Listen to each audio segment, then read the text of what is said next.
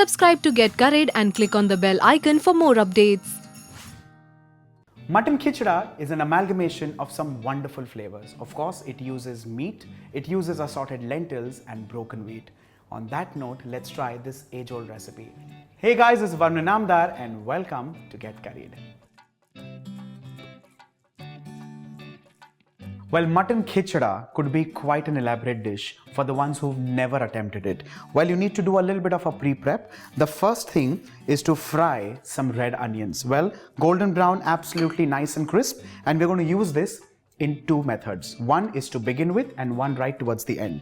Well, the second step is some goat meat, which is washed nicely. Of course, you can cut them in bigger chunks. You can marinate them overnight with some ginger garlic paste and some salt. As simple and as minimalistic as that. Take lots of water, pressure cook this till it's nice and tender.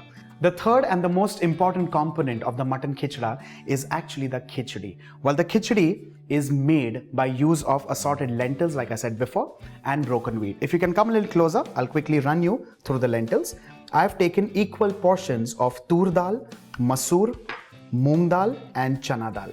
Well, this needs to be taken in equal portion. The masoor dal could be the one which is split and skinless. And finally, we have some broken wheat or dalia. All of this needs to be soaked together. Well, you can soak it individually, you can soak it together. I prefer soaking all of it together. Wash it before that at least in 2 to 3 changes of water. When the water becomes nice and clear, you soak it for at least 2 to 3 hours. And that's the whole trick, because you need to soften the lentils and the wheat. Then you cook it, or pressure cook it rather, with some salt, turmeric and water till it's absolutely mushy. Once these components are ready, you're actually halfway through. Let's heat a wok on high flame. Once the wok heats up, I'm going to add in Emami Healthy and Tasty 100% physically refined rice bran oil. Well, this recipe is actually going to require a little more of the oil, and you know why. While the oil is still kind of beginning to heat up, I'll be adding in the fried onions. Not all of it, just 3/4 like I said earlier. And to this, I'm adding in all the spices. To begin with, red chilli powder. Mind you, the oil is absolutely cool and it's just kind of beginning to heat up. To this, I'm adding in turmeric, coriander powder, garam masala in powder form, and also the whole spices. Well, you can choose your own spices. What I have taken is some cinnamon, I've taken some maize, I've taken some green cardamom, pepper and cloves. As simple as that. And to this, I'm adding in some bay leaves. If you see, the oil is kind of just beginning to heat up, and that's the trick to this, because if the oil is hot, all these masalas will burn off. Now that this is ready, let's add in the cooked lentils and the broken wheat. Let's add in the meat which is cooked and ready, along with the stock that has been cooking beautifully in. Mix all of this well. You'll see the oil has come right on top, and that's exactly how we want it. But now slowly stir it so that it kind of gets incorporated and becomes the beautiful mass or amalgamation as I mentioned earlier. Now, the next step is doing nothing. Literally, you do not need to stir, you do not need to do anything.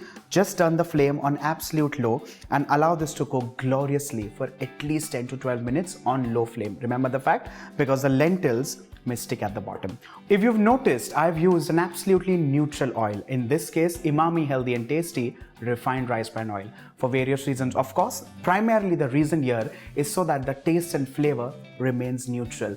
The prominence here is of the meat, the lentils and the broken wheat. Of course, accentuated with fried onions and garam masala, it goes to another level.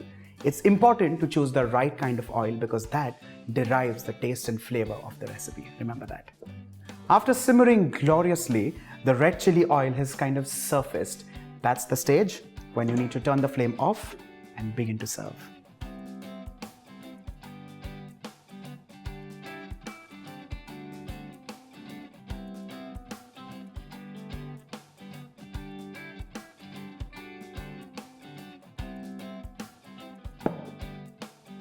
Finally, we need to top this up with fried onions, coriander mint and lemon juice.